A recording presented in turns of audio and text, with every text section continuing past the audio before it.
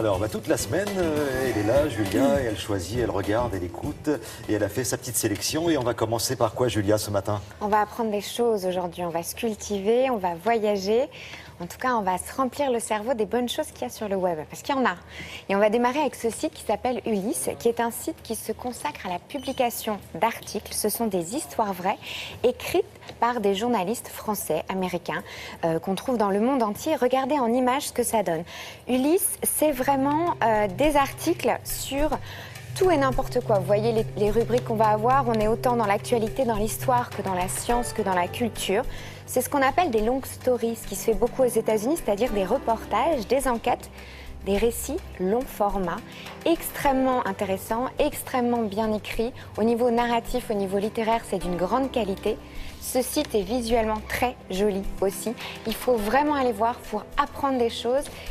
Et pour lire et lire encore de beaux articles. C'est réalisé par des journalistes ou Alors, par, ce sont des journalistes diplômés, des philosophes. Vous avez vraiment de tout. On peut acheter ces articles. Si vous voulez voir, vous pouvez les découvrir le début. Si vous voulez lire la suite, vous l'achetez. C'est aussi une très belle façon de faire un cadeau, notamment offrir un abonnement pour pouvoir aller découvrir ces histoires sur le web.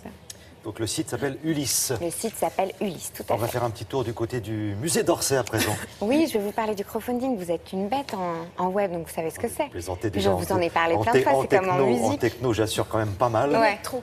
Et alors en web, là, on grimpe les marches. Alors le crowdfunding, c'est quoi? C'est vraiment la tendance du financement participatif. C'est-à-dire l'idée, c'est 1 plus 1. À la fin, ça donne beaucoup. Donc grâce à une participation financière, les internautes vont aider à mener à bien un projet. C'est comme ça que ma chronique est faite, c'est que les gens payent, ça coûte à peu près 30 centimes. Et exactement. Vous avez une et à la fin, ça donne quelque chose de bien. Regardez ce que ça donne. Ce qui nous intéresse ce matin, c'est le musée d'Orsay qui lance un appel sur le web pour sauver un des tableaux les plus célèbres de Gustave Courbet que vous découvrez là, qui est l'atelier du peintre. Ce tableau a besoin d'être restauré. Le musée d'Orsay demande 150 000 € auprès du grand public. Et c'est les internautes, à coût de 5, à coût de 100, à coût de 200 € qui vont participer à la restauration de ce tableau. Alors, au total, c'est 22 mètres carrés. Je ne sais pas si vous imaginez, c'est une immense toile, 8 personnes pour le manipuler. 31 personnages présents dessus.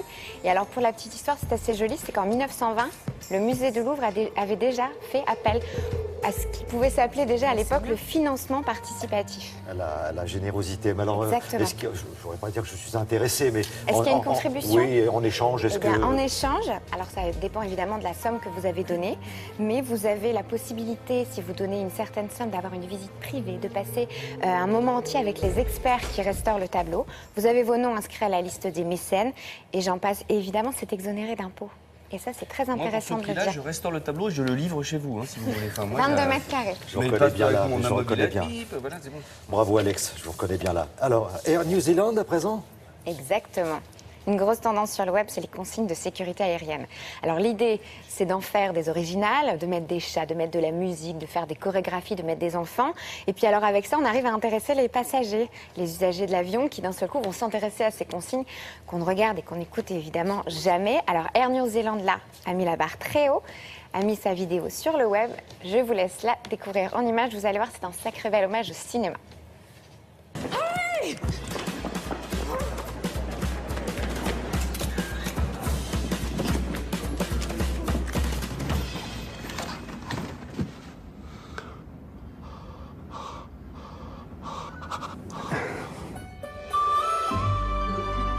Kayo Suahinis, Kimin Melonamen.